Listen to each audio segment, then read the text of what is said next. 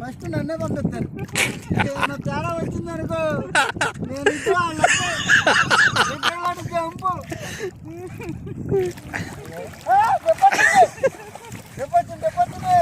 Jump యాందిరయ్యా ఏం చేస్తున్నా ఏం చూస్తా వెళ్ళావు వెనక్కి? తప్ప ఏం లేదు, కింద మొత్తం తినేసి ఇంకా అయిపోయినట్టే. మా వాళ్ళు తిరగేయమంటున్నారు, తిరగేస్తే మమ్మల్ని అమ్మా అక్కడ దాకా వచ్చి ఊడిపోయింది. దూరం కష్టపడితే వచ్చింది.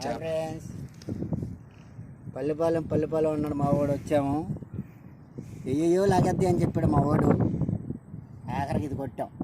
పిల్ల చేప దీనికి మోర్చ వస్తూ ఉండేది అప్పుడప్పుడు. అదే ఇది గురక.